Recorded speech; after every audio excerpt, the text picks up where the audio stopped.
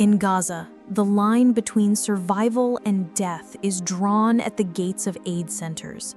Families, driven by hunger, gather for food, only to be met with gunfire and bombs. She clutched her son's tiny hand, knuckles white, heart pounding like a drum inside a hollow chest. The scent of gunpowder mixed with dust filled the air, sharp, metallic, unforgettable. Crumbled bread in a torn plastic bag was all she hoped for. Not even enough, but something. Around her, voices, pleading, shouting, praying, then silence, then a scream. A man fell beside her, eyes still open, bread soaked in red. She didn't run, not yet. She couldn't, not with her son frozen, staring at a broken toy on the ground, one wheel missing, a single eye dangling by a thread. A memory flashed. His birthday last year. Laughter. A cake made from nothing. Hope, however small, still alive. Now even hope feels dangerous. She pulled him close. "Don't look," she whispered, though she had seen too much herself. In that moment, beneath a sky that no longer offered shelter, she stood up. Not because she felt brave, but because she had no choice. Because a mother's love still dares to rise, even when the world around her is burning. And so she walked, through the smoke, the fear, the ache in her bones, still holding on. Since May 2025, nearly 800 Palestinians have been killed while attempting to access food aid. The Gaza Humanitarian Foundation, GHF, praised in foreign headlines, condemned in the streets it claims to serve. She stood in line that morning, her scarf pulled tightly against the rising wind, the air thick with dust and something heavier, dread. She could smell it, burned rubber, sweat, the faint sweetness of dates someone had dropped in the panic days before.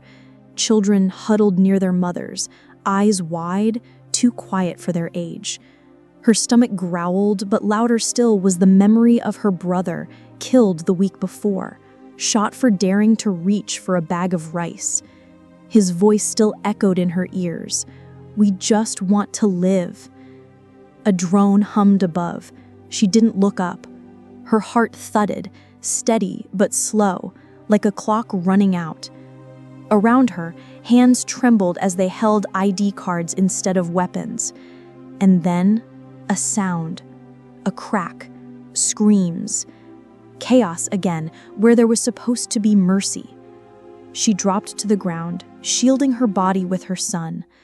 Dust stung her eyes, blood pooled near her knees. But still, she whispered a prayer. Not for peace, not even for safety, just for tomorrow. Because hope, even here, refuses to die. Israel has targeted aid distribution sites, turning them into human slaughterhouses. In one incident, at least 13 Palestinians were killed and over 150 injured as they waited for food near Rafah. He was there, not to protest, not to fight, just to feed his family. He remembered the warmth of his daughter's hand the night before as she whispered, "Baba, is there food tomorrow?" He told her yes. He had to believe it. But that morning, as he stood among the crowd, thin bodies, hollow eyes, the quiet shuffle of desperate feet, he smelled something strange. It wasn't food. It was smoke, oil, metal. He saw a boy smiling, holding a dented cooking pot like a treasure. Then the sky cracked open. One moment, one flash. Screams replaced silence. Bodies fell like shadows folding into dust. He was thrown to the ground, ears ringing, eyes searching. Not for aid anymore, for life. He crawled toward the sound of weeping. The pot was still there, but the boy was gone. And through the smoke, he heard it, a call to prayer, distant but steady, a voice reminding him, "Even in this, we endure." He arose, not because he had strength, but because he must carry memory and somehow hope. On February 29, 2024, Israeli forces opened fire on Palestinians seeking flour, killing at least 118 and injuring over 760. The victims were found soaked in both flour and blood, a grim symbol of their desperation. He had awoken before dawn that morning, not to celebrate, not to pray, but to wait in line for a sack of flour, enough, maybe, to bake bread for his children. The air was dry, filled with whispers and wind-blown dust. He clutched an empty cloth bag, once used for sugar. Now it was all he had left to carry hope. The line stretched long, winding like a silent procession of hunger. Around him, tired eyes met tired eyes. And then chaos. Shots rang out. The flour burst into the air like smoke, white turning red as bullets tore through flesh. He fell, not from a bullet, but from the weight of what he saw. A boy, no older than his son, collapsed beside a bag ripped open, his hands still buried in the flour, as if he'd finally found it. The smell of blood, the sting of powder, the sound of someone crying, "Ya Allah," over and over. And in that moment, lying among the fallen, he realized this wasn't a line for food. It was a line between life and loss. But he arose, covered in flour, wounded in soul, because someone had to return home and tell them what hunger now costs. In Deir al-Balah, an Israeli strike killed 14 people, including 9 children. A father mourns his 2 sons, while his 3rd child fights for life.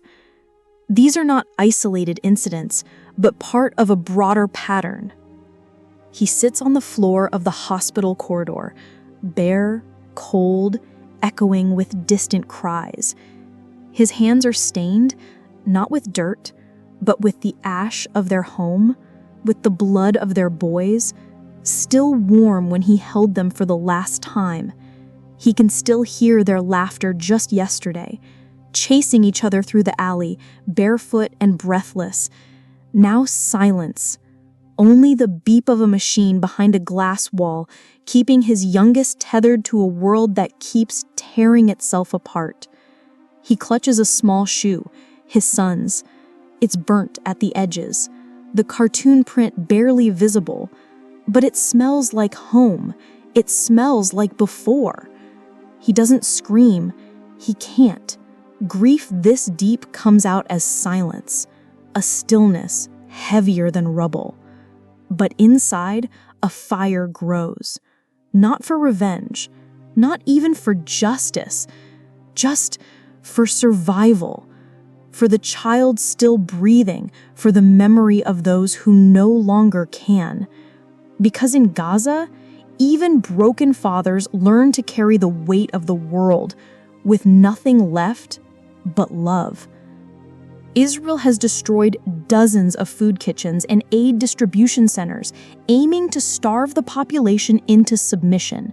The Gaza Media Office describes this as a deliberate policy of systematic starvation.